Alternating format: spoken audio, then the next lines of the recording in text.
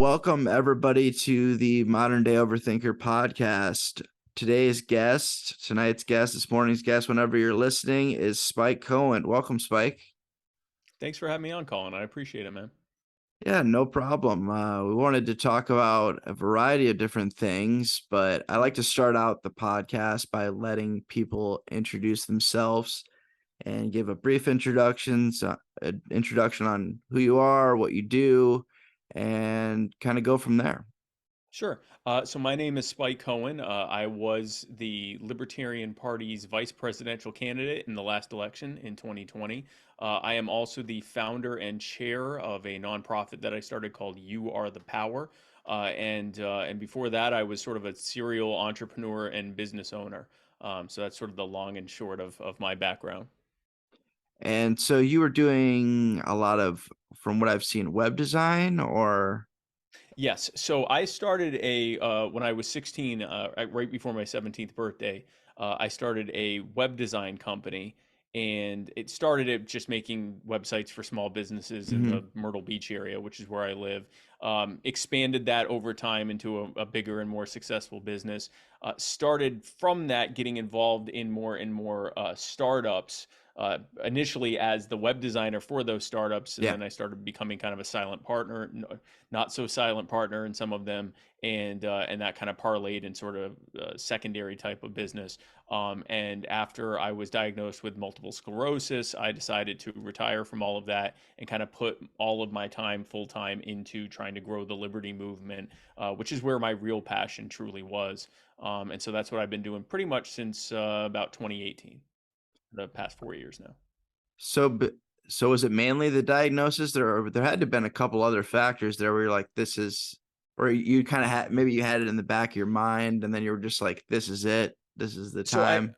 I had been a libertarian for many years Yeah. before that, but I had always in my mind it was I'm going to make my money now, and I'm going to be very, very successful and make lots and lots of money, and then later on when I retire, at some magic moment when I decide that I can retire, then I might get into that stuff. But the reality is, if I had kept going the way I was going, I likely would not have made it much longer to retire. And so what happened was when I got the MS diagnosis, it actually wasn't that changed everything. It was shortly after that when they sat me down and talked with me, the medical team, my they call it your MS team, basically your neurologist and all these other doctors. Hmm. And my neurologist sat me down and talked with me about my treatment options. So I take a monthly treatment that has been able to, thankfully, since 2017, keep me in remission. I haven't gotten a single relapse since then. But when he was talking to me about That's these awesome. choices, he said no, it's a medical miracle, and it's incredible that it has worked as successfully as it has. I've also made a lot of lifestyle choices that have been helpful too. But Hmm. so he's sitting me down and he's talking about my treatment options. And he says, the thing is, Spike, the purpose of the MS treatment is to slow down the rate of the progress of your MS, the progression of your MS, so that it's not much different than the typical aging process. Hmm. That was supposed to make me feel better. That hit me like a ton of bricks because that hit me almost as hard. In fact, I would say long term harder than the diagnosis itself. Because Huh. when you're in your, at this point, I was what, 30, 16, I was 34. So I was in my mid 30s. You're in your teens, 20s, even into your 30s. You know that you're going to die. You know you're going to get old, but you don't really think about it on a regular basis. It's sort of something you Yeah. put off. I'm When someone 32. I don't tells really think about it that regularly. Yeah. you don't think about it, man. When someone reminds you that whether or not you have MS, whether or not you have, a disease, whether you're the most healthy person on earth, you are progressing your way to eventually getting older and more feeble and, having physical problems and cognitive problems and getting worse and worse until you eventually die. And that it's not actually all that far away. It's 40, 50 years out, maybe more, but it's going to happen. And Hmm. it's not like that's a thing that's not going to happen. That is going to happen. And so that hit me in a way that it probably never could have hit me before. I was already sort of in that vulnerable place of worrying about my life, worrying about my health. And when he said, "Yeah, we're going to get you to the point where you're just going to go back to typical aging and dying," that basically in that moment shifted my entire mindset about my work-life balance, what I wanted to do with my life, what the purpose of life and fulfillment is. It changed everything, Your because in that moment perspective I just thought, completely went like, it just it did a 180. yeah, So at that point I thought, I thought, I'm like, you're basically chasing money until you go to the grave. Now obviously you got to make money, right? But I yeah. had reached a point, I'm not a billionaire or anything like that, but I had reached a point where I didn't have to worry about working to make ends meet anymore. And so I thought, okay, you're already at the point where you don't have to worry about that anymore. Mhm. What are you doing? Like, what, you don't, do you want to buy an island? Do you want to buy a yacht? What is it that you think you're going to do? Just have more, a higher number next to your net worth, but for what purpose? What is this going to do? And I realized, I thought, I had become increasingly miserable in the work I was doing. I did not feel fulfilled. It was to make money. And I thought, well, why are you doing this? Especially now that you have this MS diagnosis, where you might not go back to the usual aging process. You might, get worse faster than other people do. Mhm. And so that Clock's changed everything. ticking type of thing. It was very much a clock's ticking thing. And so I spent the better part of a year kind of relearning how to live, everything from diet, exercise, the way that I processed my thoughts, the way that I chose to respond and react to things that other people did, getting into mindfulness and wellness, mindfulness and meditation and stoicism and all these other different things, studying Taoism and all sorts of stuff. And then also at that same time kind of figuring out, sort of the, what do you want to do now that you've grown up? And that Yeah, led me into what I'm doing now. that's awesome. Yeah. So what point, we'll backtrack a little bit because I know Sure, sure. wanted to talk about sobriety and recovery a little bit, Yeah. because that was obviously long before this diagnosis. Yes. Yep. So what led up to that point, and what was your aha moment where you're like, this is gonna, I'm going down a bad path. I need, I don't see this ending well. So Where, you know what's interesting? My aha moment actually happened many years after I was sober.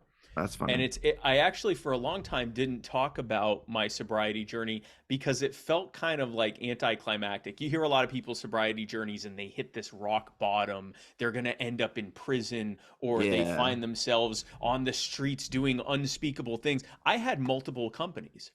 I Hmm. was very successful. I had loved ones who cared about me. I was on the outset living a fantastic life, and I had actually convinced myself that I wasn't really an addict. I was just having a lot of fun, and I could afford to do it, right? Yeah. That was what Yeah. I told myself. So what was interesting was around 05, 06 time, and I was getting out of a relationship. But around that time, I thought, you know what? I could probably do more and be more successful and have even more time if I wasn't high as often as I was. And I was pretty much doing almost everything. There were a few drugs I didn't do. Some of the Yeah. harder, scarier stuff I didn't do or would only do occasionally. Yeah. But I did pretty much everything. And so at first I stopped with the hard stuff, quote unquote. And that actually wasn't that Yeah. hard. That Alcohol's that was fine. Right. yeah, so it's funny because I up and before this, I actually didn't drink very much. I would occasionally get drunk, but I maybe 20 times in my life had I actually gotten like really drunk or intoxicated. It was something I might do. You just didn't really, wasn't your thing. The the alcohol part was like occasional social drinking. It was funny. I would bombed out on all these other drugs, but I might have a cocktail or something. Yeah. So, Yeah. but so I stopped the harder stuff, but I was still smoking weed and occasionally drinking. The harder stuff wasn't the hard part. It was the weed. When I said, you know what, I wonder how much better I'd feel, because I actually felt better and it was easy, and I'm like, or relatively easy. I was like, that wasn't bad. And yeah, man, I feel good. Let's try it with the weed. That was hard. That was on and off. I'd stop for a while. I'd, have a hard time eating for a few days. I'd feel sick. I'd feel my emotions all over the place. That was the better part of a couple weeks or a few weeks, couple months, something like that. And I don't really have any set dates. It was just something I was doing Yeah. along the time of, like, started initially late 2005, kind of going into 2006. So I'll say, I've been sober about 16 years. Like, I don't have an actual specific date. But so when I got off the weed, which I want to say for most people, I think weed is perfectly fine. I think most people can do it Yeah, occasionally or medicinally or whatever else. I have an addictive personality. I got to stay away from stuff like that. So that's how I I am got too. off. Yeah. It is, and it sucks because I think it's actually an incredible drug. I think it's an incredible thing that is helpful to so many people. For me, I need to stay away from it. It sounds like for you too. So I Yeah. stopped that, and I thought, okay, but the drinking was never a problem. And suddenly I noticed I went from occasionally having a drink to like polishing off a bottle of Riesling every night. And I thought, nah, I see where this is going. And so I stopped doing that as well. And there were a couple times after that, like toasted for, with a sip of champagne for my wedding and stuff like that. I haven't done it in many, many years, but for basically for 16 years, I have not gotten intoxicated. And I did not for the longest time think that that was a big story to tell. And I didn't even initially think it was truly addiction until when I would think back, I'd go, no, I had all the telltale signs of addiction. I just didn't have the social or personal life repercussions yet. I was able to maintain that, but in terms of the actual use, it was very much addiction. I've found in the last couple of years, I'd have people reach out and ask me to talk about my sobriety, and I go, I don't know how impactful this story is, but sure, I'll tell it. But it's actually been very impactful, and here's why. When I started telling my story, I'd have people reach out to me and say, I didn't realize until hearing your story that I was an addict. I have a Yeah. successful company. I have a Yeah. family Because who people loves think me. you have to hit this ridiculously low Yep. bottom. Yes. Yeah. And You got you to go to can't, prison. You yeah. have to, Some people be, do. yeah. Some people Oh, yeah. do have to Mhm. get there, but it Mhm. just depends on the Some people don't. situation. Yeah. And some people never will. If you've Yeah. got the financial situation and the social support, I likely You never could have would have gone to coasted. prison. Yeah. I would have just died at some point because Yeah. my body couldn't have taken Yeah. anymore. So it would have been like, oh, everything's going great. And then I drop dead or end up in the hospital or something like that. And so, but yeah, I thankfully didn't hit a rock bottom, but what I found is that it actually is good for me to tell this story because there's a lot of people out there that might be listening to this or watching this who may themselves think that everything's fine, and then they hear my story and go, "Oh no, I am an addict, aren't I?" Or there's at least something to be concerned about here. And so I know a Something I few need to people who look have gotten at. sober. Yeah, something that they need to look at. Yeah. Yeah, because I felt that way a little bit when I first got into recovery because I started going to meetings. I'd hear these Yeah. stories about people, going to prison, people being Yeah. homeless, and I'm like, maybe I don't belong here. And then I befriended uh, a good friend of mine now, Yeah. and who has been in recovery for 30 years, and he basically was just like, you don't need, this isn't a competition. You're not trying Yeah. to be the lowest of the The low. It's not a the competition worst addict. Yeah. that I'm trying to win.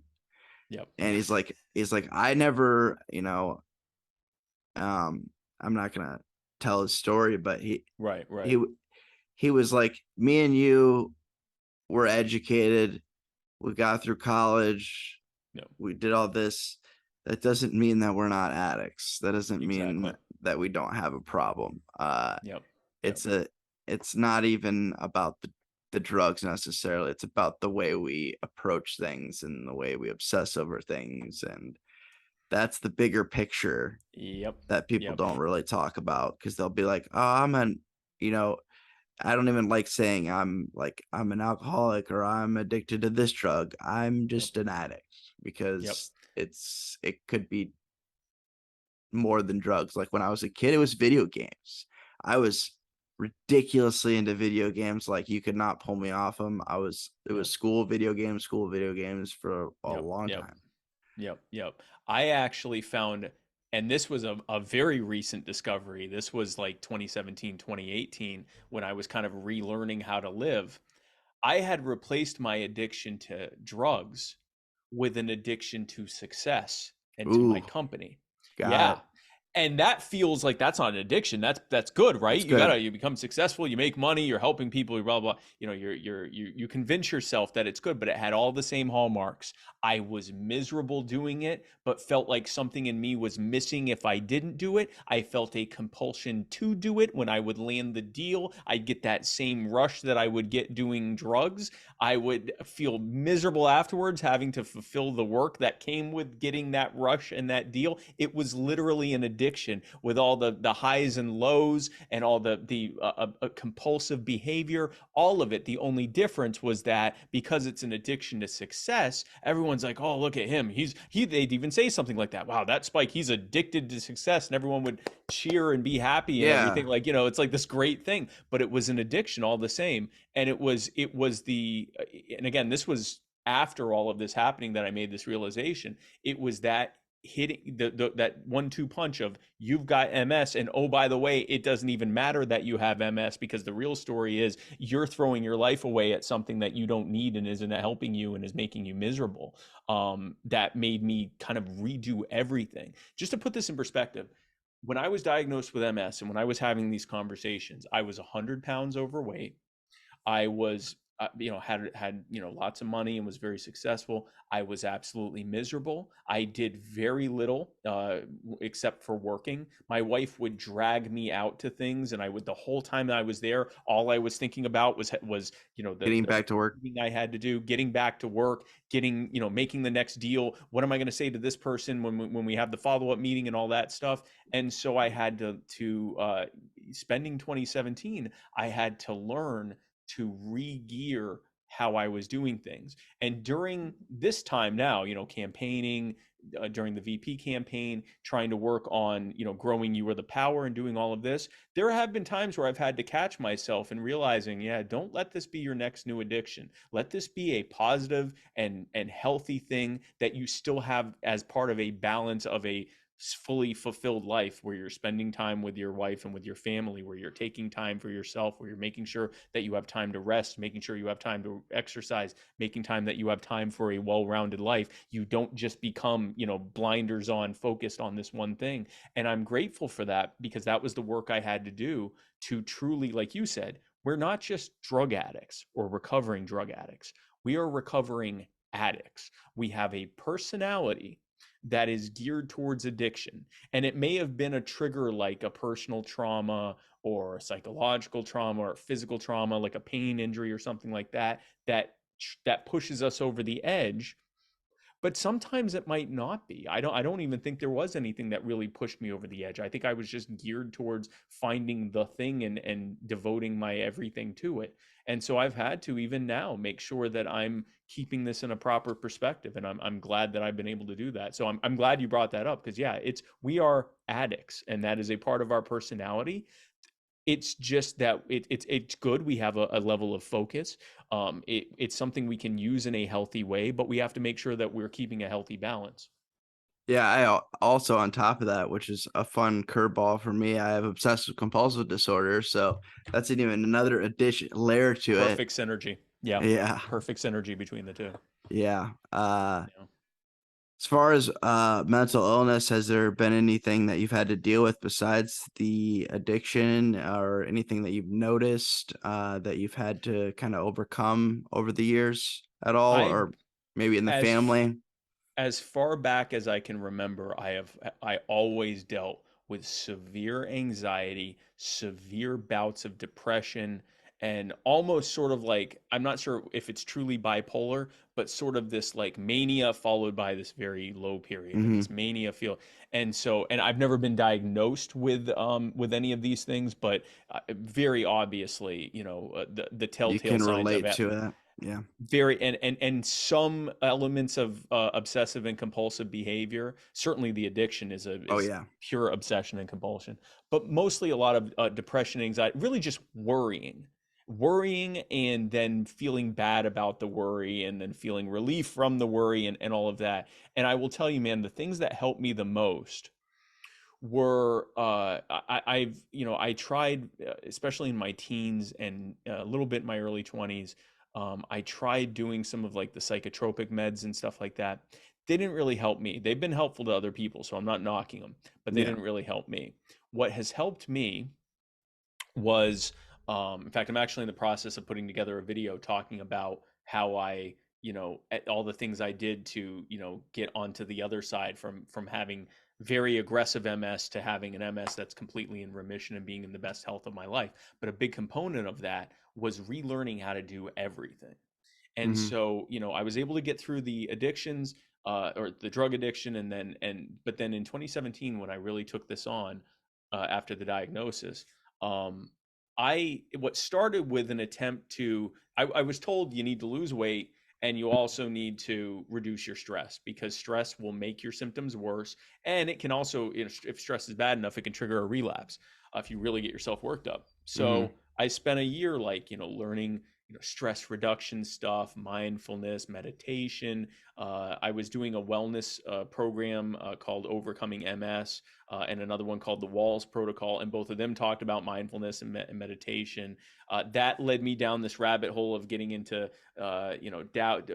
researching Taoism and Zen Buddhism and Stoicism and all these different things. And Hmm. what I noticed, and between that and a change to a very restrictive, nutrient focus on nutrient density type of diet that I'm on now, and all the exercise, not only did I lose weight, not only did my stress go down, but I don't deal with anxiety and depression anymore. Or I should say, I don't deal with unhealthy anxiety and depression. I'll still Yeah. get sad. Yeah. I'll still get sad and I'll still get Which anxious is about things. which is That's normal. It'd that's be weird if normal. you didn't. It would be weird if you didn't. That's called sociopathy or Yeah. psychopathy. If Yeah. you never feel any Yeah. negative, but it's now in a balance, and I also can recognize it, can see it for what it is, and can, at the times when it starts to get a little bit more overwhelming, and it's not just, starts going from a healthy anxiety to, a little bit of an irrational anxiety, I have the tools to identify what it is, acknowledge it, make peace with it, but then figure out, okay, what is triggering this? Why am I having this kind of reaction? Where is this irrational thought coming from? What is causing me to react this way, as opposed to just going through the reaction and doing the up and down. And a big part of that is from the diet. We eat, so the American diet is basically what I call the give yourself depression, anxiety, and simulate bipolar disorder diet, where we eat these large amounts of carbs that cause this spike in our blood sugar and in Hmm. our energy levels, and kind of cause a bit of a mania. And then when it starts to come down in between meals, then we start to experience a bit of a depression, and then we start having carbs again. And of course, if any of us are having like energy drinks or caffeine on a regular basis, that's also causing these swings. We basically induce mental health problems in the way that the average American, average Westerner, just eats. You couple that with a sedentary lifestyle and being on social media way too long, that is going to make that's if you didn't have mental illness, you're now going to create mental illness in the actions that you're taking. And so it has been very helpful to have a much healthier diet, to exercise a lot, to get out that energy and not have all this surplus energy. And I spend a lot of time on social media because I have to, but I have Yeah. a healthy understanding of what's happening on there. I don't judge myself against others. I realize that they're putting their best foot out there, and that I shouldn't judge who I know myself to be Yeah. with Yeah. other people's, presentation of who they are and all that kind of stuff. So the tools I learned over the course of 2017 going into 2018 have been life changing to me, and I'm grateful for that opportunity. So what led to you being on the ticket for 2020? So how did Oh that wow. come about? I would like to hear Well, that story. sure. Good So segue. yeah. So coming out of 2017, 2018, I'm like, all right, well, I feel fairly healed. My MS had stopped progressing noticeably. I had, several months at that point of MRIs saying that there was no, because I was getting, at that point, almost every other month, I was getting relapses. It had stopped. And so every 2 to 3 months, I was getting follow up MRIs and things like that, showing that, yeah, there was no new damage. It had stopped, and, things were looking better. And I had lost, weight, and I was, feeling better. And I thought, you know what? I think I'm in a good place now. I think I can start doing this. But I didn't know the way I wanted to go with it. I knew the skill sets that I had, I knew the points that I wanted to make, but I wasn't sure how I wanted to go about it. And I thought, well, you know what I'm going to do? I'm not going to do what I typically do and try to like force this thing on everyone and try Yeah. to ram it, down everyone's throats. I'm going Control to just freak. open them, control freak alpha, type of thing. Yeah. I'm gonna open myself up to possibilities and see where it goes. And so the first one I opened myself up to was my friend Matt Wright, asking me if I wanted to get involved with Muddied Waters Media, hosting my own show, and then later becoming the co-host of the main show, the Muddy Waters of Freedom, with him. I said, yeah, absolutely, I'd love to do that. And so I started doing that, Is and this then a along the podcast way, or radio show? no, podcast. So I Podcast. started podcasting on Muddy Waters Media, which I do to this day, and so I that the show over time became more and more popular, and I started getting asked to be on other people's shows, and so I was like, sure, and so I kept again staying open to the possibilities, and kind of grew more and more. Uh, that led to me interviewing some people who actually Vermin Supreme who Mhm. asked me to join him at I when was he gonna was running ask for you the. about Vermin. Yeah. Yeah, so this is how that happened. I had Vermin on the show, and we had a great time. And then he invited me to join him when he came to South Carolina, which is where I am, for our convention in 2019, where he was running for president. And so we did the thing. And shortly after, he and his team reached out and said, "How'd you like to run for the Libertarian Party vice presidential nomination?" And I thought, well, I'm not going to win. I mean, Yeah. I'm still a relative unknown in the party because most of my podcasting was more in like the anarchist world more so than the Libertarian Party world. Yeah. And so I'm like, all right, well, and I thought, but I do know what I want to say to them. I know what I want to talk about with, how we can do better, more effective messaging, how we can do outreach, and things like that. And if, Hmm. running with Vermin to kind of get people's attention, will help to do that, then He'll sure, I'm get happy to people's do that. attention. Yeah. And it did get people's attention. And when I got their attention, I did stuff like door knocking tours in all sorts of different communities, everything from well-to-do suburban communities down to housing projects and everything in between. This was before the COVID lockdowns. This was like right Yeah. before that. I did tours on college campuses in the Carolinas, and generally just kind of it was sort of I went in. I never said I know I'm not going to get the nomination, but I kind of went in thinking I'm not here to try to get the nomination. I'm here to make a point about what we should be doing. Yeah. And as the months went on, competitors were dropping out and endorsing me, and then other bigger competitors would step in, like Larry Sharp and people like that. And I'm like, okay, well, they're definitely going to win. And then they would either kind of take a step back or decide not to run or they just weren't catching traction. Or in the case of Larry Sharp, he didn't want to actually run in the first place. And so all these things happened where towards those last couple of weeks, I had a pretty good idea that I was going to win it. And I thought, well, that's interesting. And then after I got the nomination, it has been like someone set a bottle rocket and I've just been, going ever since. I thought we'd do the campaign, run, I'd go across the country, I'd do all the stuff I did, and then after the campaign things would kind of level off. I didn't realize that was just the beginning. Yeah. And that things would just keep going from there. And all along this whole time, running for, getting involved in the podcasting, running for the nomination, running in the general election, going out speaking at all these different events like Freedom Fest and LibertyCon, which is I'm actually going to be at that in Miami in October. In fact, if people want to, let me do a quick plug on that. Yeah. Go If ahead. people want to join me in October in Miami and hang out with me and some of the giants of the Liberty world, if you go to libertycon.com and use the code SPIKE, you get I want to say 50% off your entrance. So if you'd like to come out, we'd love to have you. It's I think the 13th to the 15th or 14th to the 16th, second weekend of October. So libertycon.com and use code SPIKE. But anyway, doing events like that, it has and starting You Are the Power. All of this has really just been remaining open to possibilities as they come, and then figuring out, as those possibilities come in, realizing what the overarching goal has always been, and moving forward from that. And is the overarching goal just to expand the liberty movement and just Yep. the libertarian movement in general? Yes, in so many words, yeah. Yeah, in I a I simple way. realized Yeah. I realized even before running for the nomination that for a long time libertarians have been trying to use a political party to make the social changes needed to then go downstream to lead to political changes. And that's not the way to do it. The political party's purpose is to run candidates for office and to try to win those elections. Hmm. You can't use a political party as a social tool. And we don't need to, I mean, that's not theory. You can look at the Republicans and Democrats.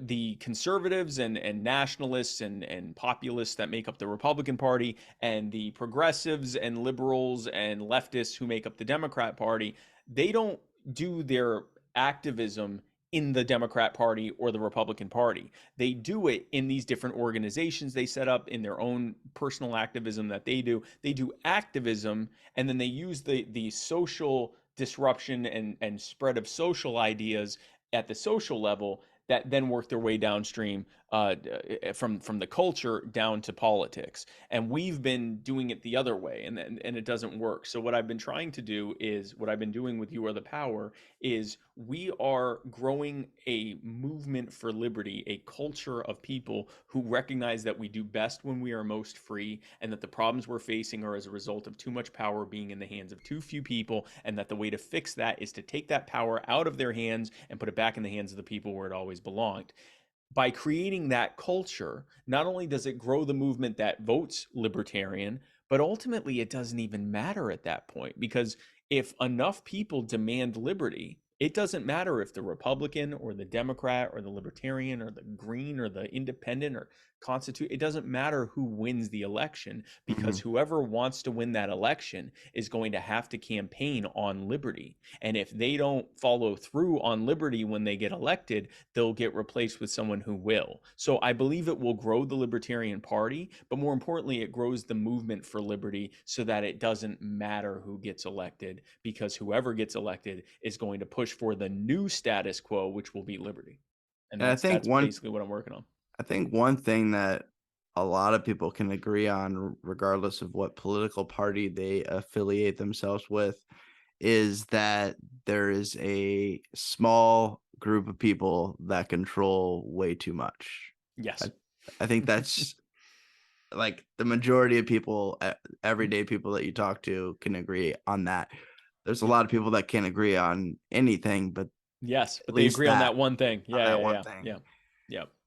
And I've definitely noticed that with all the conversation. I have try to have as many conversations with people as I can. Obviously, doing Yep. the podcast and just in general, I've always been somebody that likes to meet new people and have conversations. And that's one thing I noticed when I first got I had to like rewire my brain and change my perspective on everything Yep. when I got clean, because I didn't know how to socialize and didn't know how to talk to people without Yep. some type Yep. of Yep. substance fueling my conversations. Yep. So and the people that have watched me grow into the person I am now, they're like, you're not the same. I mean, you're the same guy. Right. But you're not as broken as you were when you started. And I'm like, I guess that's a compliment. I'll take that. That's Yeah. mission accomplished. Yeah. Yeah. That's a big thing for a lot of people. I would say I the social trying to think the social thing wasn't as hard for me. The hardest thing for me when I got off of when I was no when I was sober. The hardest thing for me was figuring out, okay, well, what is that release going to be? When I'm stressed out, when I'm on tilt, what is that thing that I can say I look forward to as a relief from all of this? Yeah. Cause that was like all I And look forward to for a while. that was the thing, right? You're at work, you're having a tough day, you're having a tough day at school, you're having a tough day with your family, you're having a tough day, whatever. You're like, yeah, but when I can go home and smoke this or shoot that or snort this or drink this, that'll make it go away. I can get through anything if I can get home and do that. So what do you Exactly. replace that with? And what initially what I settled on was work. I'll Yeah. go make more money. Yeah. And that felt healthy. And I think to some extent you could do that and it would be healthy. But I, being me, took that way to a point where Yeah, it I wasn't in literally made moderation at all. it was not in moderation. It was at the expense of other things that were also important. And so even though it's sort of like a food addiction. You have to eat, but obviously if you take it past a certain point, now it's unhealthy. That's what I did with working and success. I became a true workaholic. And it's weird because we use workaholic or addicted to success, we use those things as like positives. But if it's true that someone really is a It's not good. workaholic or a it's not good. It can be as in some ways as destructive as a drug addiction or a sex addiction or a food addiction or any other kind of acknowledged unhealthy addiction. It's an unhealthy addiction. So what ended up becoming the thing that I look forward to is uh, a combination of things. One is spending time with family. Hmm. Another is engaging in the tools that I've learned. Like if I'm really stressed out, saying, okay, I'm going to be able to later on, I'm going to be able to sit down and think this out logically and rationally and figure out a way forward on this. And things like that become the new thing.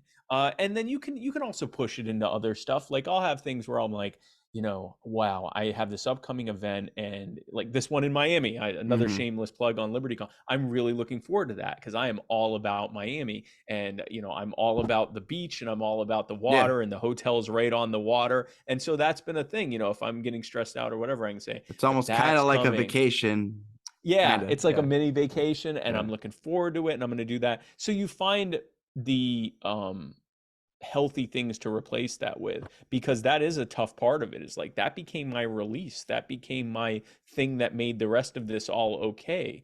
And you got to find things that are healthy that you can replace that with because there are times you need a you know a release valve that you can hit and you need to have those things that you can say, yeah, this is the thing that I turn to, or is one of the thing, probably not something I turn to, but one of the things that I know that I can use or know that I can look forward to. And that's been very helpful. it's usually the more simpler things that we didn't really pay attention to when we were Yes. all screwed up. Yep. That's what I've noticed. Yeah, like And the it family go. time and Yep. yeah, looking forward to just going out to eat with a friend or just like Yep. little things like that. Yep. And another thing, Colin, is that in those moments, because we also will tend to catastrophize stuff, right? So we'll say, this is the worst possible thing that could be happening to me right now. But if I can get through this and survive it, proving that it's not the worst thing that could happen to me, but Yeah. if I can get through the worst possible thing ever, I can now do this thing and that'll make it okay. And that's a very unhealthy way of looking at things. So another thing that I learned is something called active gratitude. And without going into, I mean, we could spend hours just talking about what active gratitude is. And Hmm. there's all sorts of videos. And if people want to find out about active gratitude, that would not be a bad use of your time. You could spend a lot of time finding out Oh yeah. about it and practicing how to use it. But once you get good at active gratitude, in the midst of something extremely stressful, extremely difficult, extremely not fulfilling, something you're regretting getting into, something that got thrown in your lap and you don't want to deal with it, some terrible, a diagnosis, the loss of someone, you will find yourself without any prompt or without any conscious thought, you will find your mind thinking, I wonder what the silver lining is here. I wonder what the thing is here that I will be able to learn that will help me in the future. I wonder how, in a real weird roundabout way, this is actually a bit of grace that this is happening to me now when I can figure out how to deal, like things you would never think before, that Yeah. in the midst of something terrible, without even meaning to, your mind is like, I wonder what I can be grateful for here. And that takes a tremendous amount of pressure off right then when your mind is looking for the thing to be grateful for and is actively searching for, without your prompting even, actively searching for the things to be grateful for and what, the gratitude you should have even in some of the worst moments that you have.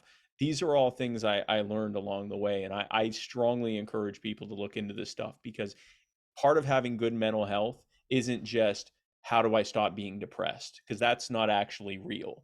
The thing is, how do I deal with the things that happen both internally and externally that lead me to be depressed, that lead me to want to relapse or remain addicted, or lead me to want to harm myself, or lead me to want to do whatever the things are that I'm trying to avoid. Instead of trying to pretend that there's a way to make those things stop, instead saying, no, some of these things are still going to happen. I'm still going to have these thoughts. Things that I can't control are going to happen to me or around me. How can I deal with them when they happen in a healthier and more rational and more healing and positive way? And when you that's the secret sauce. When you get into that, that's when you can go through some stuff that right now might seem like it would destroy you, but be in the midst of it and feel fine and actually feel grateful, even still. Yeah. So having those preventative things that you're Yep, doing, so when shit does hit the fan, you're just like, which it oh, will. this is, yeah, which it always does. It isn't that bad. I mean, I've Yeah. had a recent tragedy within, like I told you before we got on here, that I've been doing Mhm. stand up for a couple, well, about 18 months now, and we recently lost someone in our community due to Mm, suicide. And I didn't get a chance to really get to know him too well, but I did have him on yeah. the podcast, and we talked about suicide. He was a veteran. We were talking about Wow. veteran suicide, which is a huge problem. Uh, Yeah. and suicide in general is a problem, but veteran suicide is, he always used, Disproportionately large yeah, problem. he Yeah. always Yeah. used the number 22. 22 a day. Yeah. Yeah, 22 a day. He was really big on that, on promoting that. I think they have a whole organization behind it. I haven't looked Yep. into it. Uh, but when that happened, I was just like, obviously I was upset. I was sad. I was kind of angry, all those emotions, but and people did check on me and see how I was doing and things like that. I'm just like, you don't need to worry about me. Like, my brain is ready for this kind of stuff to happen. Like, I've wired my brain to be able to deal with these kind of things and to be Yeah. there presently for the people that, a couple of my friends that were a lot closer to him than I Yeah. was, that were like his best friends, they were screwed up. They still are. Of course. Rightfully so. I mean, it's terrible to deal with. And, questioning everything and all that whole process and just that ripple effect. And I'm just like, what I can do is be there for them and, you know, spread more love, because this guy was a loving guy, cared about everybody. He was like, you know, everybody, like, nobody was not a friend to him, one of those type of Right. people. Yeah. Yeah. And And it's often those folks oh yeah. that are battling the most inside. Oh yeah. It is, and we see it a lot, but yet it still doesn't intuitively make sense. You don't Mhm. picture the guy or the girl who seems to have it together and is so kind and is so graceful and always has such a kind word and such great advice. You would think they'd be the last people to be suffering from such severe mental health, that they, could potentially hurt themselves or even kill themselves. But yet it's often them that do it. And the thing that they're doing to help others is very often what they're doing is the thing that they haven't quite figured out how to do for themselves. And so it's like they can do it for others, they can be that person for others, but for whatever reason they may even be able to do it sometimes, but they haven't quite figured out how to do that for themselves. And that's why I tell people it is very, very important in the work that you do. I know with 12-step programs and with pretty much any good accountability program for getting out of addiction, a big component of that is it's not repentance, the amends Yeah, that the you have to make amends. to people. Yep. And the thing is, in doing that, you're learning to be accountable to others, you're to apologize to others, you're learning how to treat others better. A big component that often gets left out because it's the hardest thing and it's something that isn't as apparent is you have to be doing that for yourself too. You Oh have yeah. to be apologizing to yourself and then forgiving yourself. you have to be grateful for to yourself for the things that you've done. One of the mantras that I learned to say when I was in them, because I would beat myself up about, am I doing everything I can be doing to do to fight this MS? Because even after I started doing it, I still progressed for a little bit before it really got under control. And I'm thinking, I'm doing all this stuff and I still feel worse. And what's going on? And is this ever going to get better? And I was kind of beating myself up, but then going between beating myself up and feeling hopeless, like there's nothing I can do. And one of the mantras I learned was saying that I am proud of myself and grateful for all of my efforts. And it was something I would learn when I would start beating myself up. I'd say, I am grateful to myself and proud of myself for everything I'm doing to try to It's like get a this thing under positive control. affirmation. Positive affirmation, gratitude to self, and acknowledgement of a certain level of, for lack of a better word, powerlessness. Like there's only so Yeah. much I can do. I'm doing everything I can. The rest of it is up to things that aren't necessarily under my control. And I'm not going to stop trying to find new things. I'm not going to stop trying to fight, but I'm doing everything I can in this moment. And not just that, I'm grateful to myself and I'm proud of myself for that. And those are the things, man, that not only do I think are the major component for my remaining in remission and my getting better and healing and my symptoms almost completely going away at this point and my MRIs looking better than the last time every single time. It's also why I rarely deal with depression and anxiety and stress anymore, is because I've really embraced the idea of trying to be at least as kind to myself as I try to be to others as well. Yeah. Um, because in reality, two things there. In reality, number one, you're not going to you're there's going to be a point where it's going to come to a head if you're not being kind to yourself. Mhm. And then the other part of that is, the kinder you are to yourself, the better of a place you are to be able to help others and be kind to others. So even if in this moment, if you're hearing this and going, look, I want to help others, I care about others, I love others, I don't really like myself.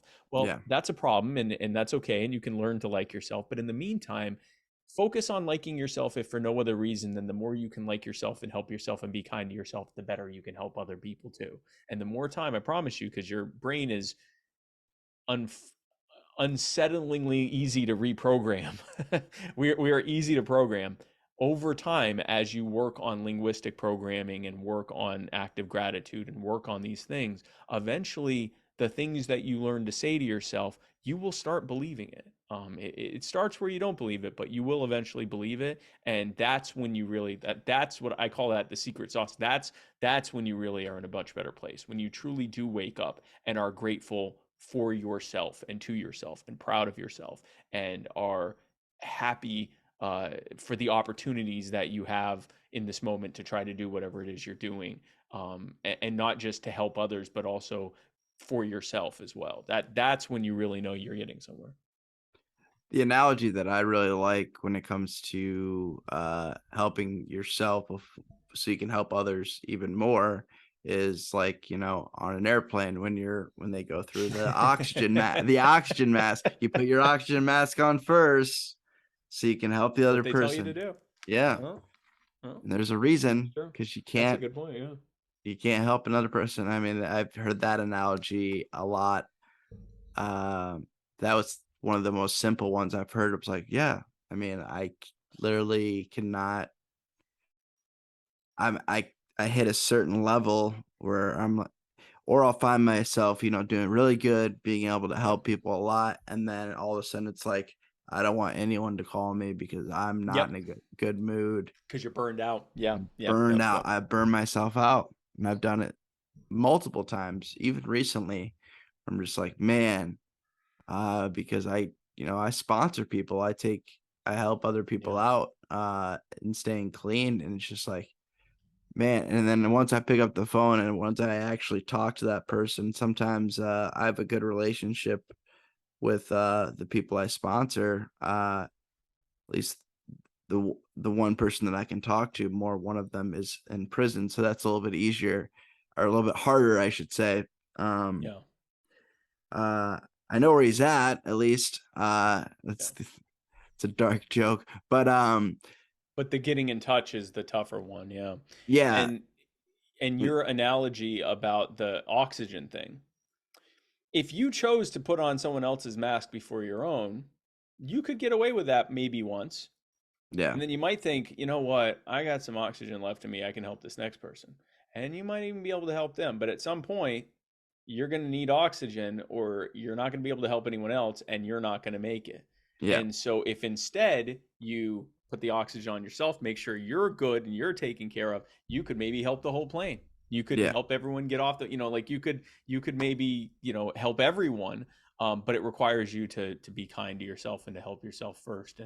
And yeah, I mean, if you're in a bad place, um, and some people find that helping others in those moments helps them too, and that's fine because you're still helping yourself. If that's something that's helpful to you, serving others in that moment, that's a form of kindness to yourself. You've discovered something that helps you, and you're using it to help others and to help yourself. But if you're someone that finds that in those moments that trying to help others burns you out, makes you feel like you can't do anymore, then in those moments it's not good to do those things. It may feel like it's the right selfless thing, but it's not. Long term, you need to focus primarily on yourself, because it's from helping yourself and being kind to yourself and loving yourself and being grateful for this opportunity to be alive that you yourself have, that you can then manifest that gratefulness in how you're helping others and do far better, more good and far longer good, and not get burned out and not feel that way. And in those moments where you feel like you need a recharge, because it's not a static thing, then maybe you step back and it's part of the work-life balance, is making sure you're taking time for yourself. Yeah. Finding that balance between all the different things I do, like, Yep. the podcasting, the giving back, being in recovery, and the comedy, and I've done stuff with music and just Mhm. all these different things that I do. And then also making sure I'm spending time with my family. And, Yep. I lost 3 grandparents over the course of the pandemic, none because of COVID, just all happened Just within during that 18 time. months. And Wow.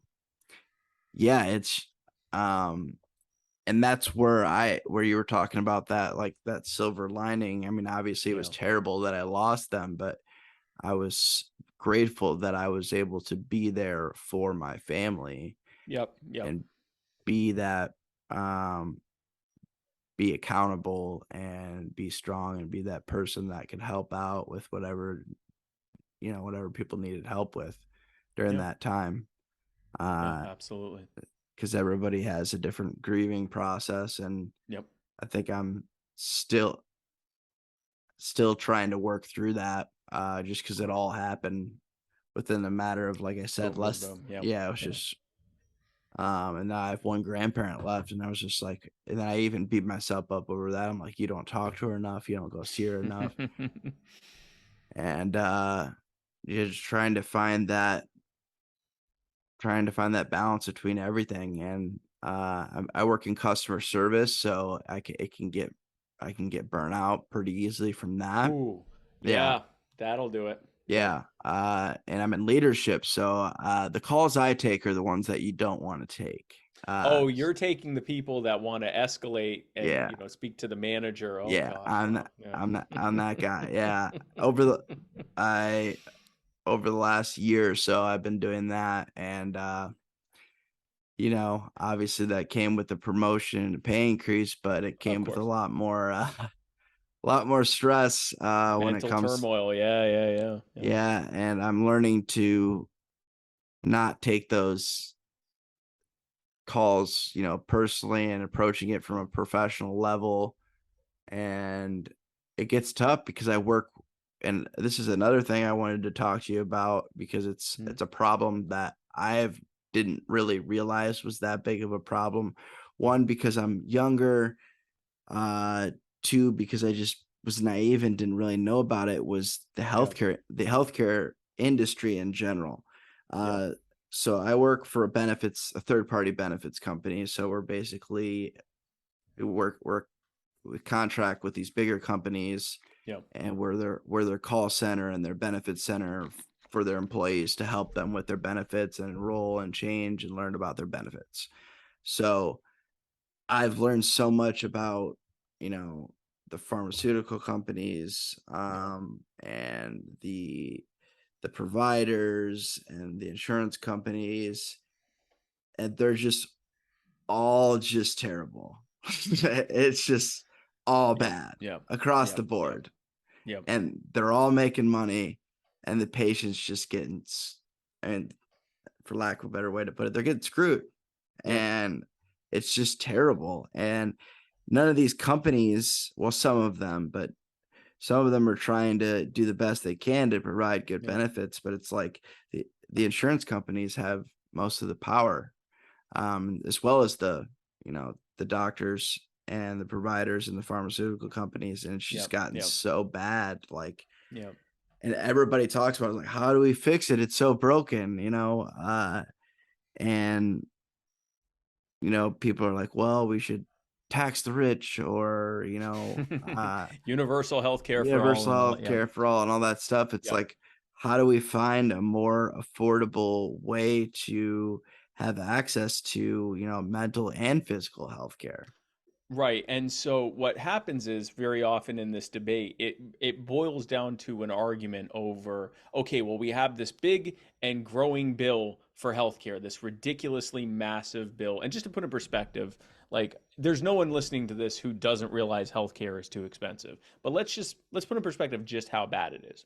The US government spends more money, more taxpayer money per patient on healthcare in this country than almost every other country on earth. There's like, I think, four other countries. Now, there are other countries that have literally universal healthcare. Everything's, cradle to grave healthcare, and they're spending less taxpayer money per person, per patient than we are in the US. And then we spend roughly 2 to 3 times as much as that out of pocket, either in insurance premiums or paying directly, Bills. bills or whatever else, pharmaceuticals, everything else. Now, two small caveats there. Everything costs more in America than in most other countries, just because we're a richer country, so the cost of living is higher, and also we have more comprehensive coverage. So, like most people don't have the kind of dental care that we do in the US. Like, we joke about what people's teeth look like in other countries because it's much more comprehensive here, our overall health. So those two caveats. It's still way too expensive here. So the Mm, argument becomes, well, who's going to pay for this large and growing bill? Like, yeah. is it going to be the taxpayer? Is it going to be the patient? Is it going to be some combination of those things? But you'll notice, Colin and everyone else, very rarely does anyone talk about why the bill is so damn high and why it keeps growing in the first place. And the reason for that is also what the problem is. This system has been created either intentionally or through negligence. At this point, I'll say it's intentional. Even if it was negligent, even if it was unintentional initially, at this point, they're seeing the It's data, they know known. what they're doing. It's not anymore.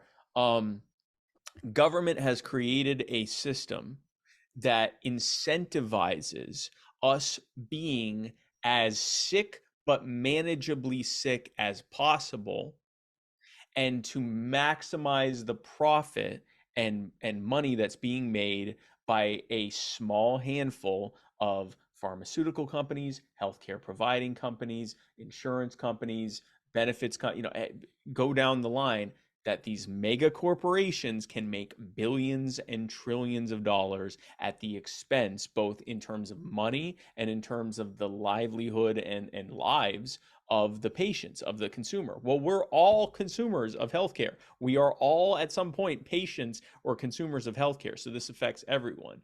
And we could spend hours getting into all of the regulations and subsidies and taxes and mandates and all the different things that are intentionally driving up healthcare. But here's what it comes down to.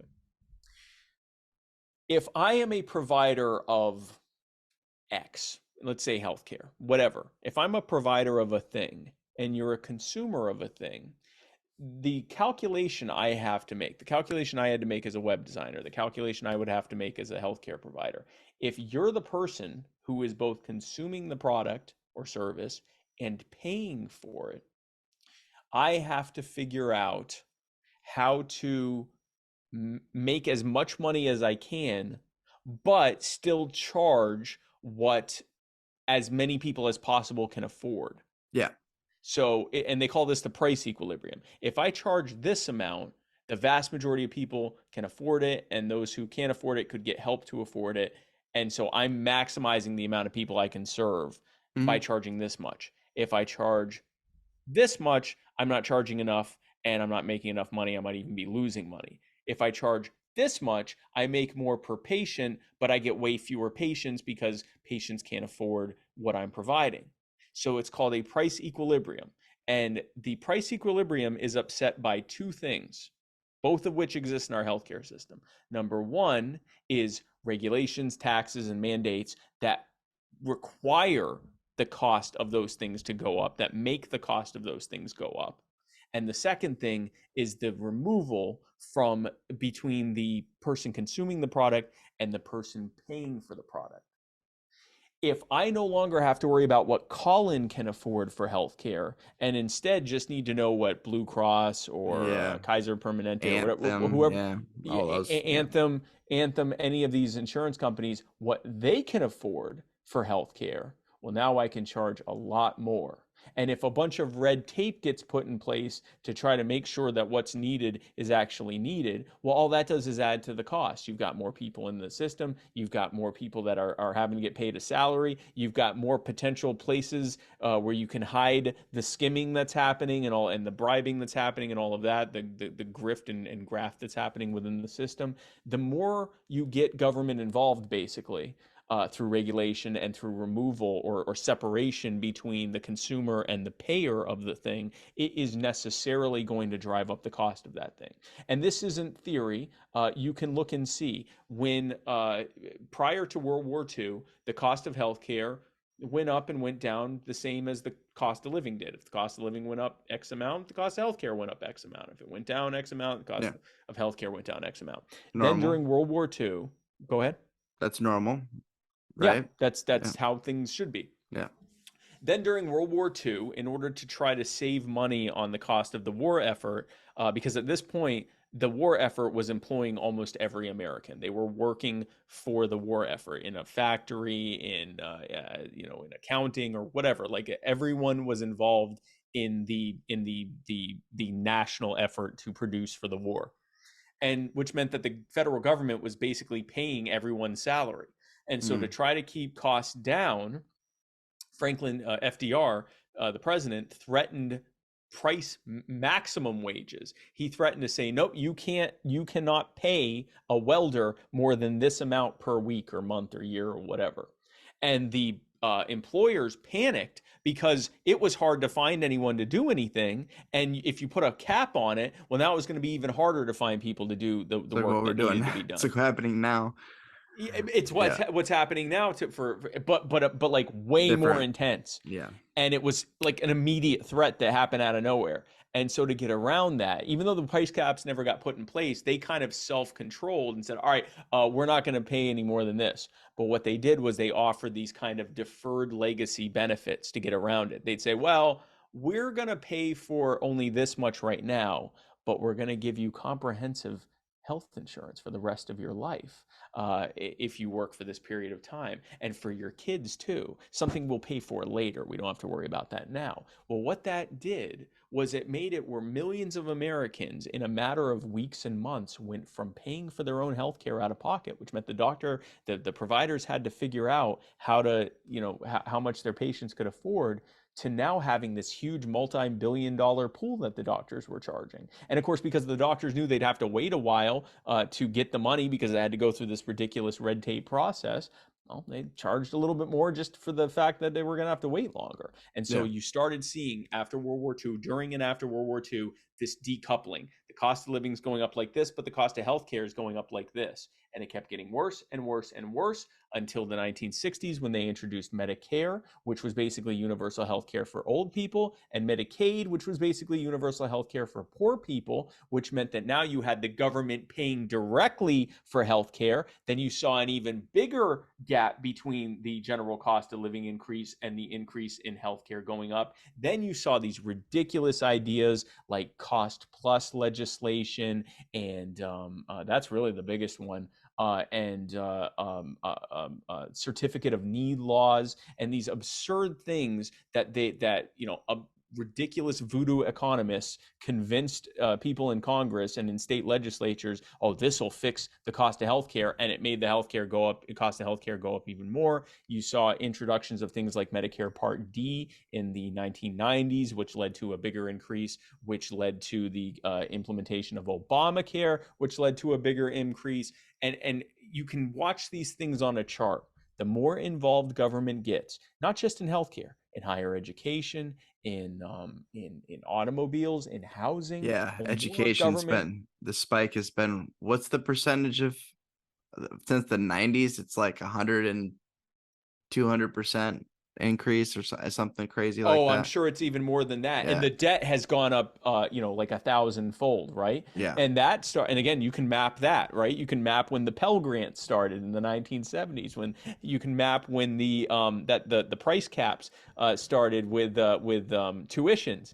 But the price caps were all higher than they were originally charging, but they then introduced Pell Grants. So now the colleges are like, well, I don't have to make sure this student can afford it. I can make sure the federal government can afford it. They can print money out of thin air. I can charge whatever I want. And you can watch as each of these policies gets implemented. And the most recent devastating one being in Obamacare, where they basically nationalized or federally underwrote all college loans. That's when it just went through the roof. Now the lenders will lend you whatever they want to, because they know they'll get the money one way or another. If they don't get it from you, they'll get it from the federal government. You're getting that. They're getting that money. They're originating those loans and getting that money regardless.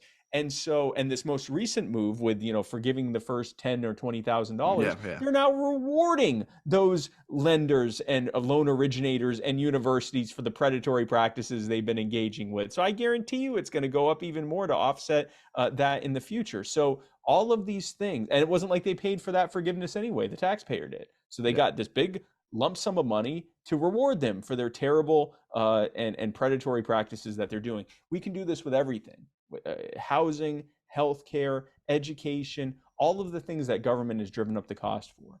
And it is when government injects itself into something, it creates a series of perverse incentives that inverts regular market forces and basically requires for the cost to go up. And what also happens while those costs are going up and all these regulations are being added, the other thing that happens is small providers go away and get replaced with big multinational, multi-billion dollar providers. So the era of the small local doctor in his own office that he runs himself, that's almost over. That Yeah. almost doesn't I've noticed exist that. anymore. Yeah.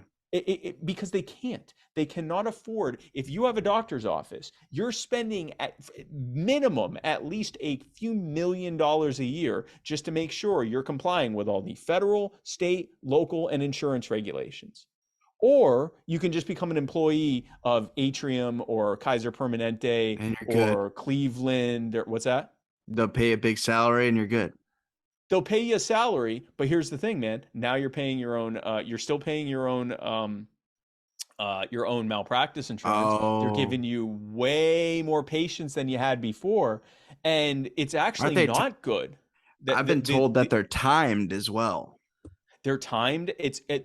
They are far more regulated. They're given a much larger patient load, which leads to more malpractice, because the more patients you're working on, the less time you have to actually overlook what you're doing, the more likely you are to make mistakes. Well, that makes your premium go up. That makes the cost to to the healthcare system overall go up, because every time there's malpractice, that is fed into the cost of the provision of healthcare, because you gotta pay off that person or their survivors, for the damage that was done to them, of course, right? So all of these things necessarily make things worse. And now the average person looking at this goes, these corporations are getting bigger and bigger and making more and more money, and our healthcare system isn't any darn better for it. I think the government needs to get involved. The government getting involved is what created all of this in the first place. So They that's are my thoughts. involved. I know this was a much longer talk than I maybe needed to give on it, but No, it's it's okay. also it's not just the answer for healthcare, it's the answer for everything. When government gets involved in X, it gets more expensive, the quality goes down, the price equilibrium goes away, the customer or consumer satisfaction goes down, and the big corporations take over from the small guy and now run the show. That's what happens with everything. And the answer to that, the solution to that, is to undo all of that.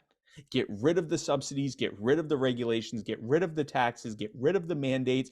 Let the market have more flexibility to do what it needs to do, allow for more providers to get involved, force them to have the price equilibrium of being able to provide what people can afford, and you will watch everything slowly get better. It will never be perfect. There will always be problems, Yeah. but the more you get government out of it, the better it will be as a whole for everyone.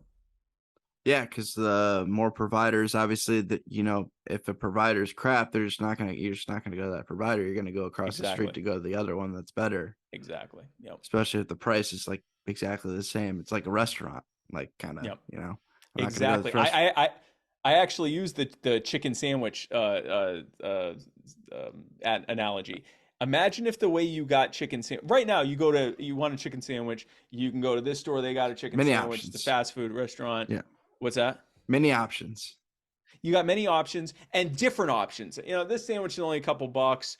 It's not the best sandwich, but it's actually good, and it'll fill my stomach. This sandwich at this restaurant, it's like 12 bucks, but man, it's like one of the best sandwiches you'll ever have. And there's all these different options. And if this one, you might find the $12 sandwich sucks and it doesn't taste good. And so then you don't go, and you go on Yelp, or no one uses Yelp anymore. You go on Facebook or Google or whatever, and you say, Yeah, oh, yeah, this sandwich was terrible. Don't go there, or whatever. Okay. And then they have to respond and go, oh, we're so sorry. We're fixing our breading or whatever. You have many different options, and the level of regulation is I mean, everything's regulated, but it's nowhere near as high. Now imagine if instead some politician got up and said, you know what, chicken sandwiches are a human right, and you should be able to get all the chicken sandwiches you ever want.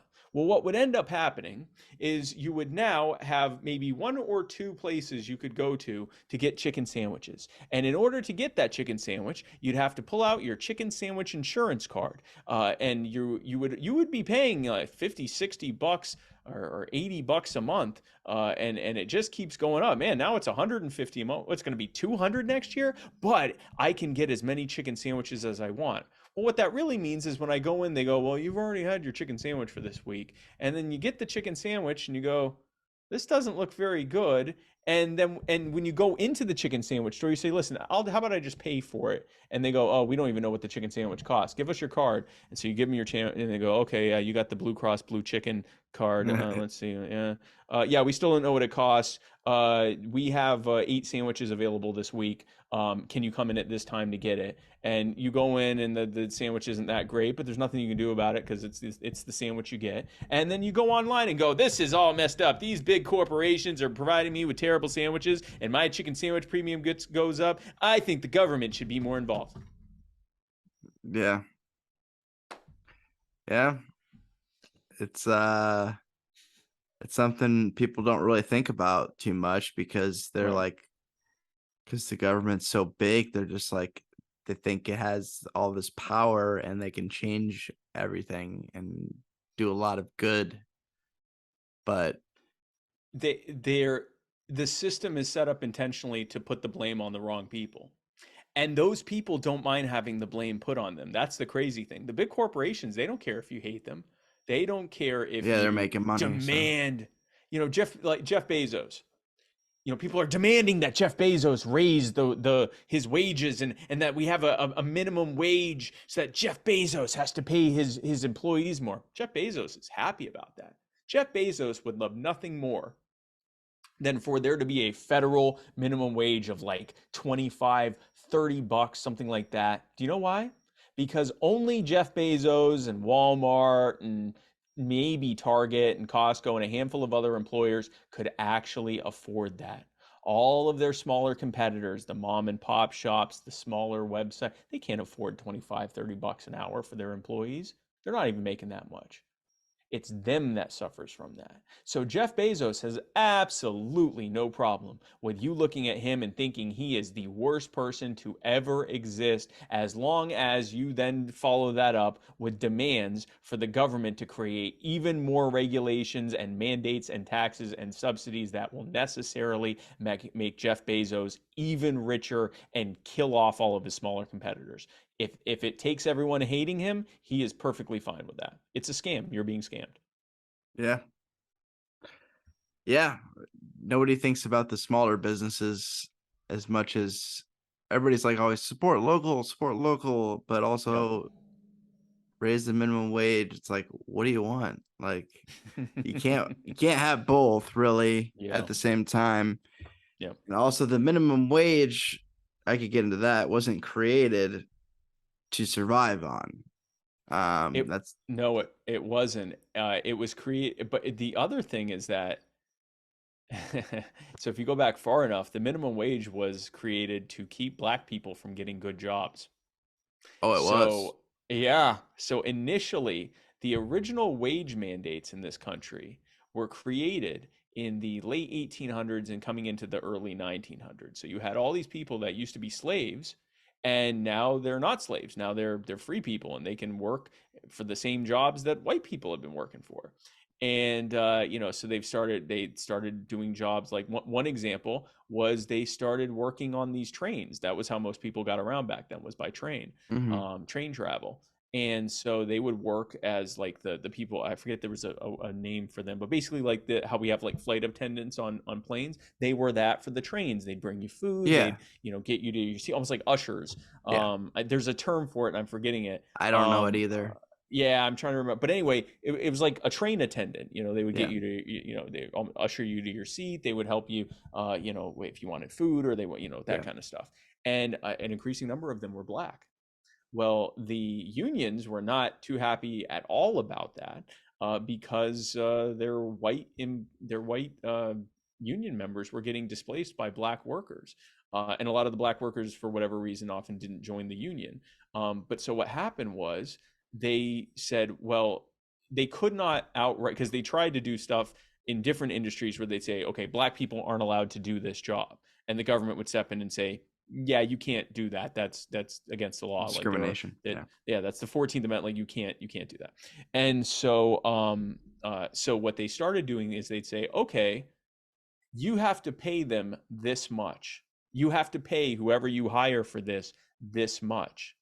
Well, this was still a pretty racist country. So even if someone was like, someone owned a business, and he was willing to hire a black person or an Irish person or an Italian person or a Jewish person, but if he's got to pay this much for it, well, I'm going to get a good white person to do that instead. Keep in mind, Jews and Italians and Irish and Greek people were not considered white back then. They'd go and find a nice white Anglo-Saxon person to do that job, because by gosh, if I'm paying that much, I'm certainly not paying for one of these lesser race peoples to do that. So no, the original minimum wage laws were intentionally, like, it wasn't like a hidden thing. They said that's what it was for, was to keep black and what they consider non-white people from being able to get into certain industries. So that's the original roots. And it's not for nothing that whenever a minimum wage increase or mandate gets implemented in a given area, black and brown workers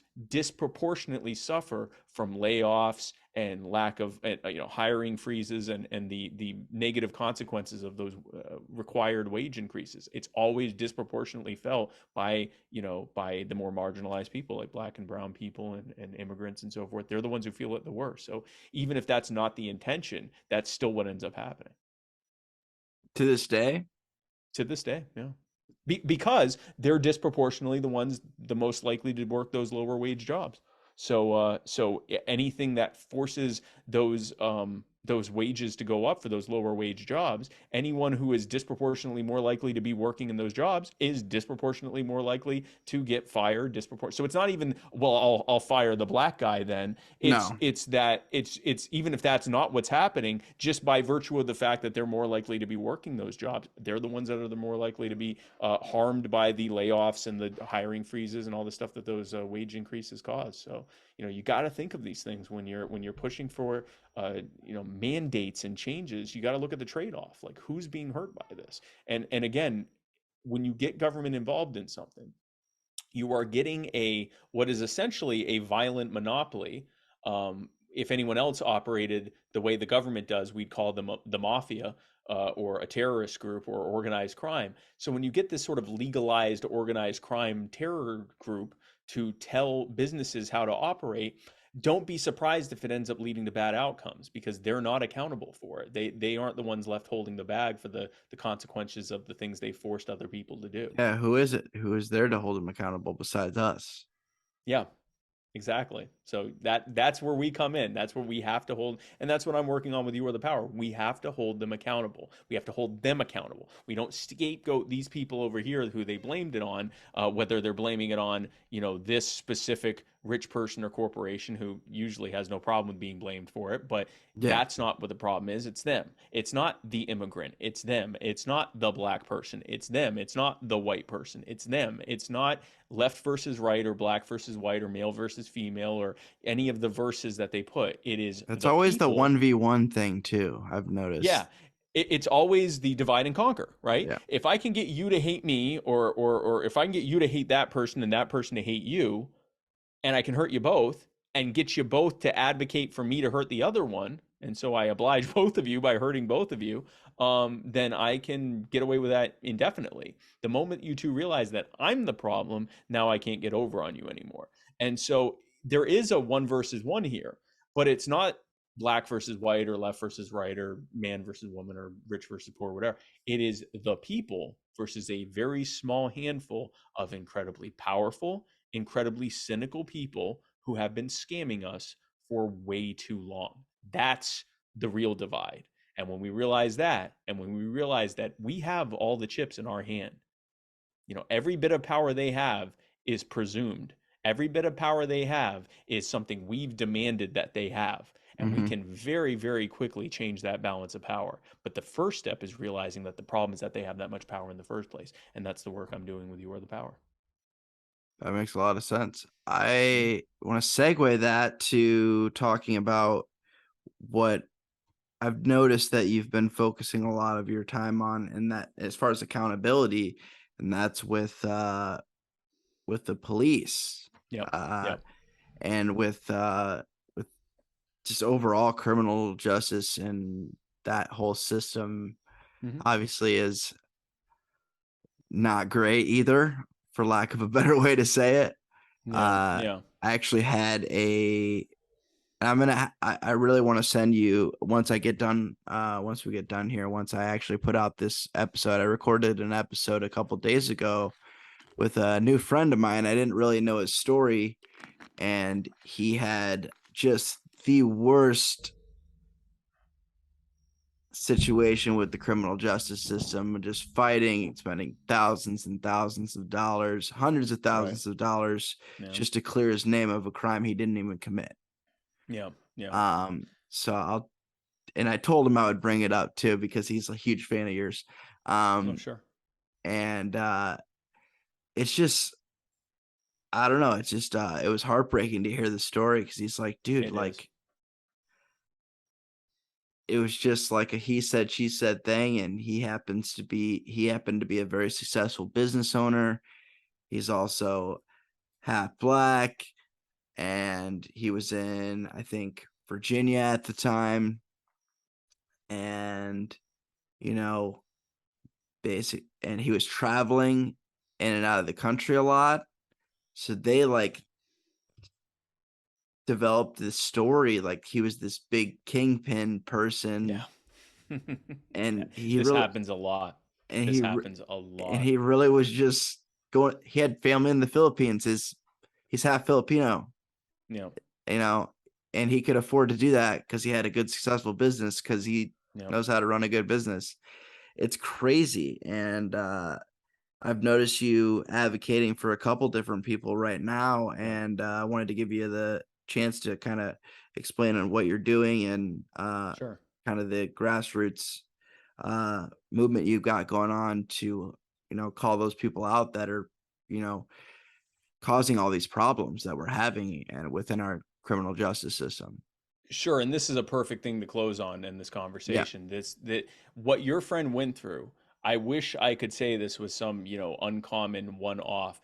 The amount of, let's call it what it is, framing that government does to people on a And they double regular, down.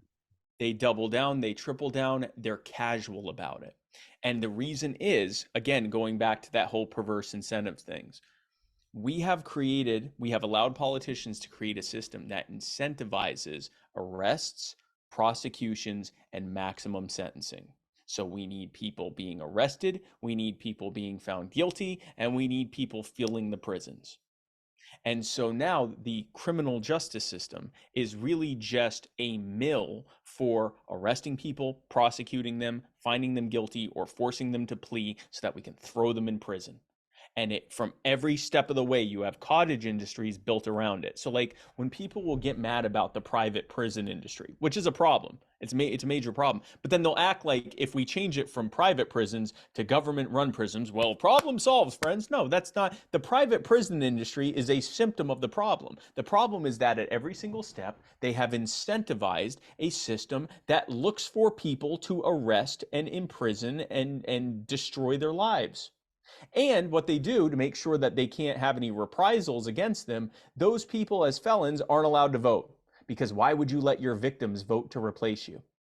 So Yeah. that's the system we have. And so what your friend has gone through is very, very, very, very common and increasingly common. It's interesting to watch a lot of people right now who feel like Donald Trump is being framed or whatever. And I don't know if he is or not, but a lot of these are the same people that will very often, anything the police do is fine. Anything the government, anything law enforcement or prosecutors or judges do is perfectly fine. And now they're realizing that, well, maybe it's not. Maybe they're Yeah. wrong very often. And so, like I told you, the purpose of Because You Are their the Power, heroes being taken down. they're their heroes. Yeah, their hero is taken down, but they're being taken down by their other hero. And so Yeah. now they have to think like, well, which is our real, who's the real good guy here? And the Yeah. answer is probably neither. But Yeah. anyway, what we're doing with You Are the Power is we're exposing people to the reality that we do best when we're most free, and that the problems that we're facing are as a direct result of too much power being in the hands of too few people. And the answer is to take the power out of their hands and put it back in the hands of the people. One of the ways that we've been very successful in doing that is finding examples in their backyard, not some other city, some other state, some other country, whatever, right where they live, where someone has been wrongfully accused, someone has been run roughshod over by their local government, someone is being treated poorly, and we can demonstrate it where it's indisputable. There is no disagreement that this is what has happened. And there's no disagreement that the answer is for the people who did that bad thing to them to be held accountable. And sometimes it's school boards doing that, sometimes it's zoning boards doing it, sometimes it's city councils doing it, and sometimes it's the police that are doing it. And so what we do is when we find out about these stories, what we've been picking right now are the ones where it is indisputable. There is video evidence. There is, a paper trail a mile long. So no one can argue about this. This is what happened. This is the bad thing that happened. And I'll give you an example. I'll give you two examples of that. And one was happened last year, and we were able to help this lady. So there was a lady named Susanna Alfalabi, I think I'm saying that correctly, in Bourbon, Indiana. Her home burned down to like the foundation, like it was totaled. Yeah. And thankfully, she and her family survived. Everyone was okay, and they were rebuilding the home. While they were waiting for the home to get rebuilt. And for anyone who's had to, file an insurance claim on, renovation or rebuilding for a home, it takes months. It can Yeah. take years. And so in the meantime, the insurance company gave her like an RV, a temporary mobile housing for her to live in while her home's being built, so that she isn't outside in the Yeah. rain, like, so she has a home. And it's not a large home, but Decent though.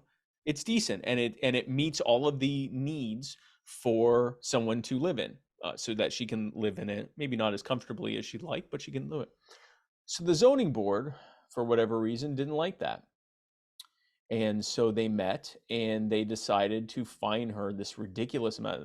I think it was like $10,000 a day or $5,000 a day, some absurd thing, for having two residences on her property. Well, one of the residences had been burned to the ground, but technically the zoning said that she couldn't have two residences. And until she came into compliance by removing that other residence, she basically becoming homeless, she would be facing fines and eventually jail time. They were threatening also to implement jail time if she didn't comply. And then later on down the road, they started, bringing in CPS and threatening to take her kids. And of course, CPS would show up and go, they got food, they got, a shower, they got a bathroom. That's It's good. fine. Not ideal, but it's fine. You're not abusing or neglecting them. But they fought and they fought and they fought. And she was, had these fines massing up that she had no hope to pay. They were now threatening, well, once you go past owing this much, we can seize your property, which is what they wanted to do all along.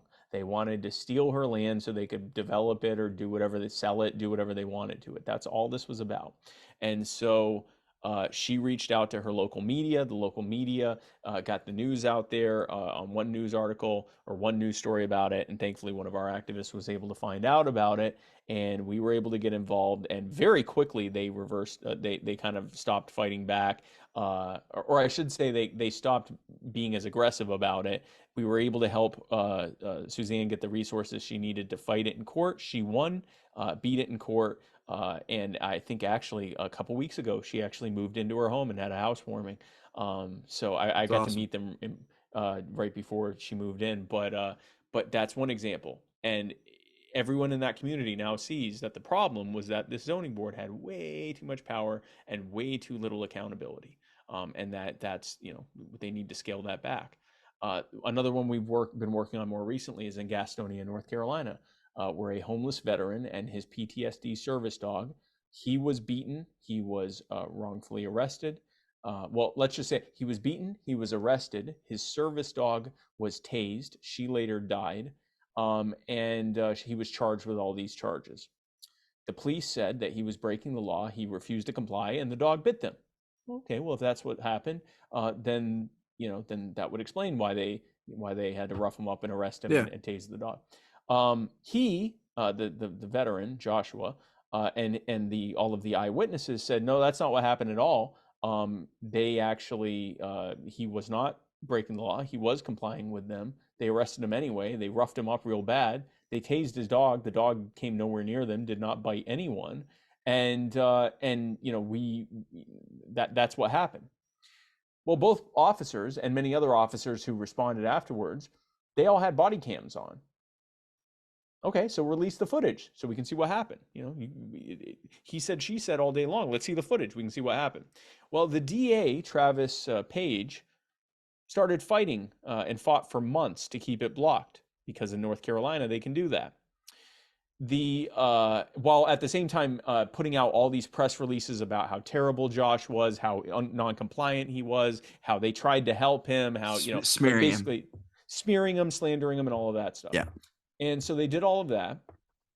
And they had been, we could spend a long time talking about this. They did this to so many different people. Yeah. And they had been expecting that they could just run roughshod over Joshua like they'd done to so many other people.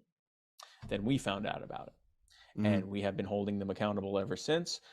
We created such a controversy, or created so much attention around the controversy, that the judge re-examined the case and pushed for all the body cam footage to be released. You can now see that footage on my YouTube channel and on Joshua's YouTube channel. And now you can see it was actually worse than Joshua remembered. Not only did he do nothing wrong, not only did they lie, not only did they beat him up and wrongfully arrest him, not only did they tase the dog, but they also were intimidating the witnesses, threatening to put them in jail, telling them to go away, refusing to take their statements. They lied to the responding supervisors about what happened. They lied to Joshua that they had his dog Sunshine, that they had her with animal control. When animal control showed up, they lied to them and said they already had the thing taken care of, that they had the dog. They sent out a press release lying about what happened the whole time. Like everything that we thought had happened, it was actually worse once we saw the footage. And so now we're pushing. There's a reason there's a reason he was holding it back. Exactly. And so now we're pushing for accountability. We're pushing for Travis Page to be replaced. And we're pushing by the voters. We're pushing for an outside investigation into what happened. We are pushing for changes to North Carolina law so that the body cam footage can be more easily released, because Joshua had to spend thousands of dollars. I mean, this is a man who was homeless. Thankfully, he's not anymore, but he had to spend thousands of dollars to be able to get to fight it in court, to get it released. It should be released automatically. So there are we still have work that we're doing there and in many other cases across the country, but every single one one of them is the same thing. We find people who are being victimized by government at the local level. We help them and the locals in that area to organize around getting that changed and holding the people who did the bad things accountable, and replacing them with people who won't do that. But more importantly, long term, or I guess just as importantly, long term, we're showing them that this is not a one off. This is not just that this bad person did this thing to this innocent person. This is what happens when there's too much power in the hands of too few people. This is what happens when a society is built on force and coercion instead of respect for people's lives and rights and autonomy and property. And that the way to fix it is to do the opposite. Have a society that's based on respect for human rights and autonomy and life and property, and dismantle structures and systems that put too much power in the hands of too few people. So it's not just about fixing those immediate problems, but showing that this is part of a pattern of what happens when there's too much centralized power, and working to decentralize that power. And that's what we do every day in You Are the Power. If you would like to get involved in that, then if you go to youarethepower.net, that is our website, and we would love to have you join and be a part of it. And that's the work that we do. If you want to help liberate your community and help spread the word of liberty and help spread the message of human respect, then come join us at youarethepower.net. And I greatly appreciate your time, Colin. I want to leave everyone with one last thing, if I can. Yeah, go ahead. It's something that I try to tell. Most recently, it's something I have been saying to myself for quite some time, and I realize that it occurs to me this might help other people too. Especially if you're dealing with addiction or the aftermath of addiction or mental health issues, or really just a lot of people that are stressed out, you can very often lose track of just how much of a miracle it is that you're here right now. And it can feel like this is just this terrible thing that's happening, and why am I even here, and what's this all about, and a bunch of questions that we really don't have answers to, and can make you stressed out and make things even worse. I want to talk briefly about the miracle it is that you're here. So the way that you were created was when sperm fertilized an egg, creating an embryo, which became a zygote, which became a fetus, which became a born human. But it was you. From the beginning, it was you. And just the fact that your particular sperm, of the millions or tens of however many millions of other sperm, is the one that made it. That alone makes you as big of a miracle as many jackpots for like lotteries and slot machines. Like you're right there. You're already at like hit the jackpot level luck and grace that you even exist there. But then you have to think of the fact that those two people came in contact to begin with. Whether you were born the old-fashioned way, through two people coming together to make a kid, the old-fashioned baby-making way, or whether you came through in vitro fertilization, whether you came through a surrogacy or something like that, however you were created, all of the things that could have happened to prevent those two people from connecting. If you think of how a breeze could have caused your father to avert their eyes away from the breeze or the wind and not see your mother, and walk past her and never meet her, or a phone call keeps your father or your mother from checking her dating app. Well, I guess if you're watching this, you were born before dating apps, but whatever. Yeah.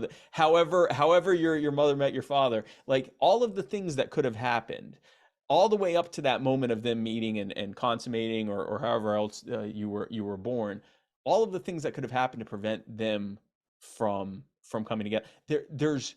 It's impossible to measure all the different factors that could have happened differently. So now you're in the immeasurable level. I mean, we're billions and billion. We're an uncountable number of times past the fortune it would take to win the next Mega Millions. Okay. But that's just that one generation, because your parents or biological parents or whatever, the person who made your sperm and the person who had your egg, they too were the result of a similar set of incalculable miracle, who themselves, the generation before them, their parents were each the product of an incalculable miracle, who were also the children of parents who were the product of an incalculable miracle, going back over 150,000 years, which is the amount of time that human beings have been on this planet. And it goes even deeper because before the humans were the simians, or the primates, the lesser primates, that our ancestors evolved from. Like, if you go back far enough, it's incalculable upon incalculable upon incalculable upon incalculable. It is impossibly, absurdly, even if you're someone that believes the earth is only 6,000 years old, it's still many hundreds of times over a number of incalculable events, or incalculable amount of luck that it took for you to get here and be here in this moment. So no matter what is happening to you, no matter what you will face in the future, no matter how good things appear to be, or how bad things appear to be, or how good or bad they will be in the future, the mere fact that you are here it can't even be measured how fortunate it is that you are here in this moment. You are nothing short of a miracle. And that is the one thing I just want to leave you with, is that, just that reality. It doesn't necessarily make things better, but if there's ever a time when you feel like you're unlucky, you are beyond lucky. There are an incalculable number of things, or beings, who never came into existence because of their sperm not making it, or the wind blowing the wrong way, and the right people not meeting, or whatever else. So if there's nothing else, you can hold on to that. It's something I've used many times, and if there's anyone that helps, I hope it helps them. Yeah, I just have one last question, just because Sure. somebody asked a question. I posted something on Facebook, and Okay. that was just real quick. And I know you could talk about this for a long time, so just like Sure, sure. the quick version Sure. of it. The quick version, yes. So I had a friend ask about the COVID restrictions Oh gosh. that that have been pretty lax lately, but uh, for whatever reason, they're still very not lax, for lack of a better way to put it, right. There's still on some, yeah. nursing homes. And Yes.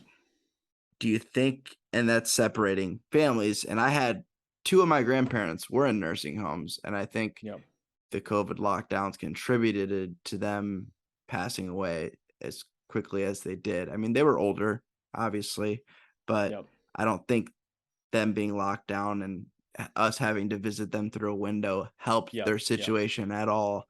No. So do you, I I'm just wondering why that's still like even a thing at this point. Yeah. Like, why is that even, if you can offer Well, any insight to that? It's a tough question to answer, but I it think actually it's isn't. a It good friend isn't of a mine. I tough. wanted to put that out there. So Well, and I'm glad you asked that. And honestly, to me, it's not a tough question to answer. We have discovered, and the data has shown, their own data has shown, lockdowns did nothing to stop or slow the spread of COVID. Something that is this easily transmissible. Even the earlier variants, which spread more easily than the flu, forget the new variants that spread like chicken pox. Like, I mean, it's you are going to get COVID. Like, if you are going out and doing things, you're going to get COVID at some point, and you're going to be exposed to people who have COVID uh, at some point. It's just, it's going to happen, right? Like, so the yeah, I've had it lockdowns did twice. not. Yeah, I've had it at least twice.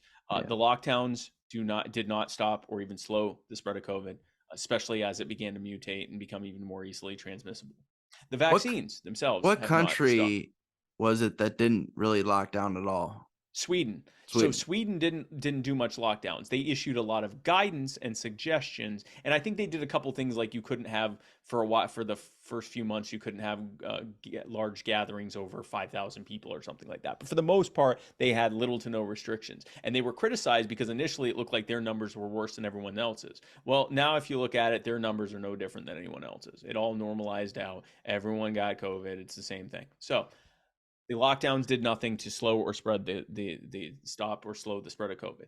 The vaccines did little to nothing to stop or slow the spread of COVID. They have, it appears, at least stopped people, reduced the number of people who were getting seriously ill and dying. That's fantastic, especially important for older people, but it did Hmm. not stop or slow the spread of COVID. If you are in a nursing home, You are surrounded by people all day long who do not remain in that building. There are your day-to-day workers, the nurses and orderlies and people that work in there who go home and go out and party and go out to eat and go spend time with their family, who do the same, and then they come in. And it is possible they have COVID. And COVID now is increasingly asymptomatic. These newer versions are more virulent and also have a higher likelihood of you never experiencing any symptoms whatsoever. And especially if you are younger and healthier, which these orderlies are. So they're already being potentially exposed to COVID. Mm-hmm. The idea that it is okay for them to be exposed to orderlies and food service people and the reception staff and all of the people who work there, but not their loved ones, who for many of these people are the only thing holding them here. The only reason that these people who are in their 80s, 90s, hundreds, and often are basically in a form of hospice care, especially if they have like, a chronic illness, which many of them do, or they're suffering from dementia, they're suffering from, recurring illnesses or cancer or something like that. They're basically in a hospice care, in a hospice type of situation. They're basically being kept as comfortable as possible. And for many of them, the only thing keeping them here, the only reason that they still want to be here in the life that they now live, is the fact that they can see their loved ones. Yeah. And they're now being told, well, yeah, by Skype or Zoom, but not in person. And especially if you consider how many of these people have difficulty with electronics and all that stuff, there's absolutely no reason for it. I will say this.